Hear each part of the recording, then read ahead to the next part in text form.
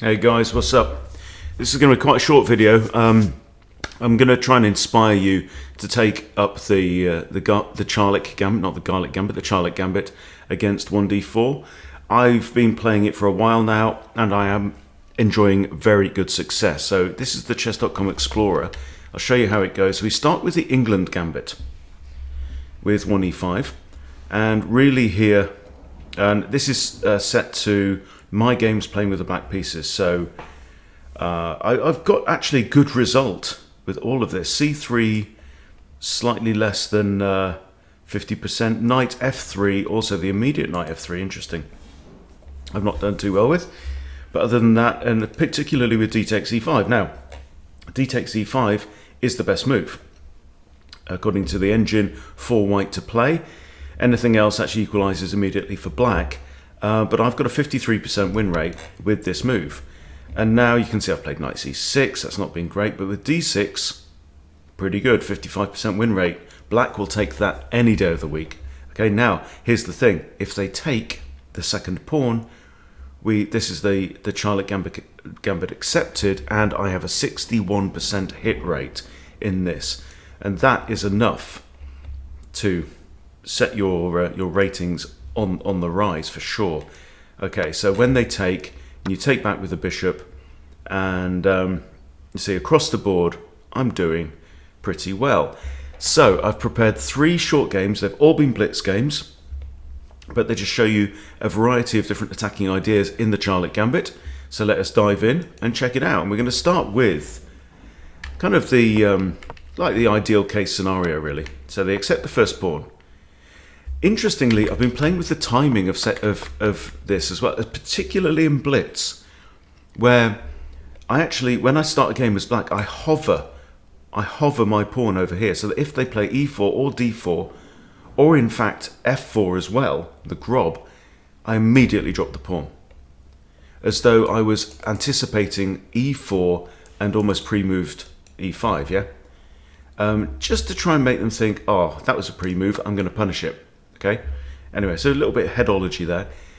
And then also the timing of the second one. So sometimes, even in a blitz game, I'll sit there for 5 seconds, and as though to make my opponent think, uh-oh, he knows he screwed up there. And then I just bang out this move. Okay, anyway, so they take quite a lot of the time. If they don't take, Craig gave me this point, if they bring their knight out here, bring your knight out first. So you're putting 2 attackers on there to try and prompt them to take this, and that's actually doing quite well. But anyway, so they take, you recapture. They bring their knight out. You can bring a knight out. I mean, these 2 moves can be played in pretty much any order. Normally you'll want to wait until their knight has come out before you play bishop g4. Here they bring their other knight out, so do I, because the point is, we're going to want to put our queen on e7, and you don't really want their knight coming in here. Okay. They do this, you pin the knight. Now here they bring their bishop out.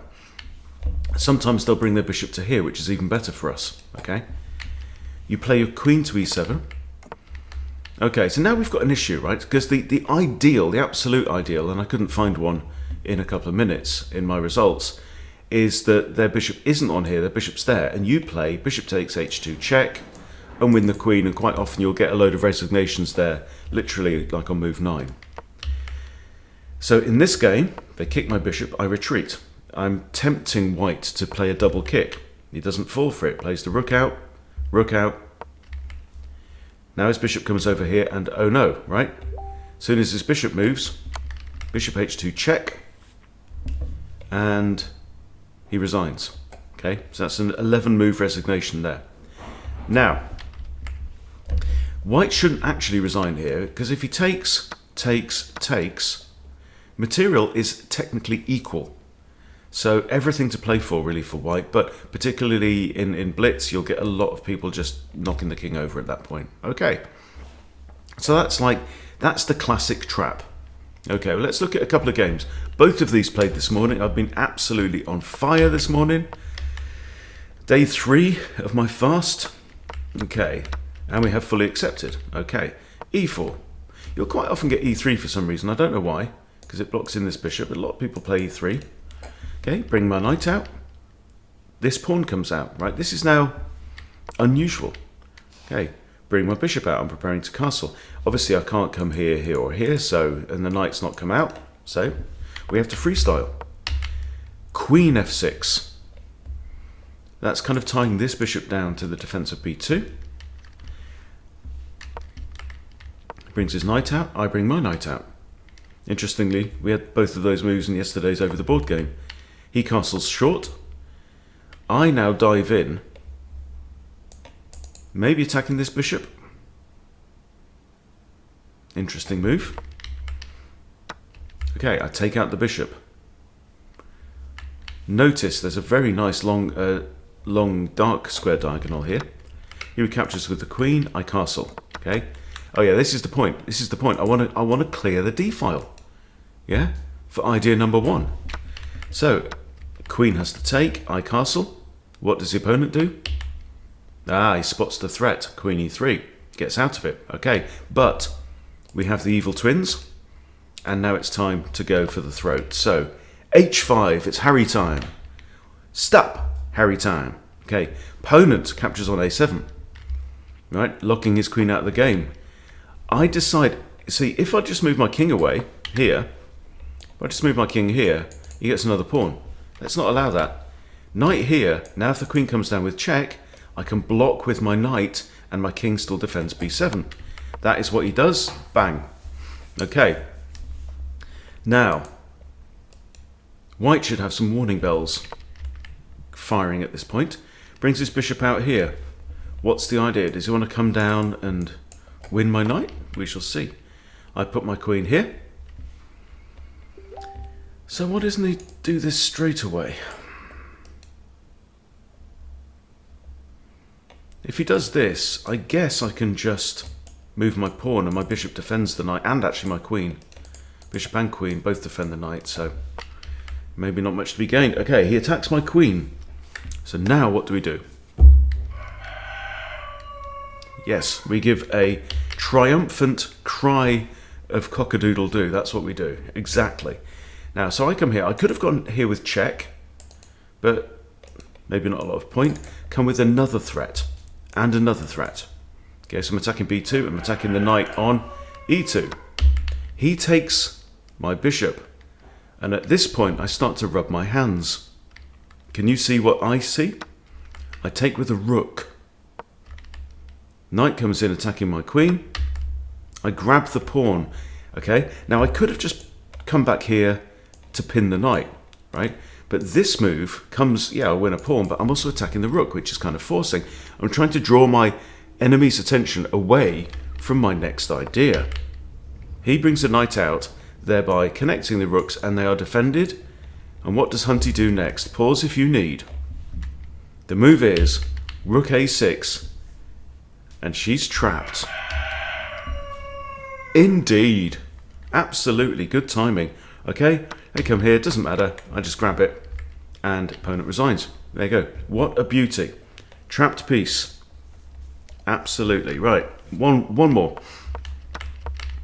The Charlick gambit accepted. Bishop takes. Knight comes out, knight comes out. Pawn comes out, bishop comes out, pinning the knight on the queen, yeah? Good timing today. Okay, bishop blocks. This is very, very common. Queen e7. Okay, we've talked about all this. Throws a pawn up the board for no good reason. There you go. And now, long castles. And now, if he castles, I've got a choice. I can take the knight out first, or I can play bishop takes h2 immediately. Again, opponent, because this, you know, these guys are 1400, 1500. They're spotting the tactics. Okay. Knight out. Castles. I decide to take out the knight here because it's a key defender of h2. And I figure, hey, it's just the bishop. All right, now there is a threat here of getting my pawns messed with. But never mind. Checkmate threat. Let's start with that. Now they push g3. Okay. And here it is a concession, but I've just given up my light squared bishop, haven't I? So again, Harry time, h5. Harry time would be a great channel of its own. I think Harry deserves his own channel. Okay, so he brings his bishop out. Harry dives up. Attacks my queen. Queen g5. Now, this g-pawn that pushed to prevent mate is not only under attack, but also pinned. Knight comes out. I take. pawn takes.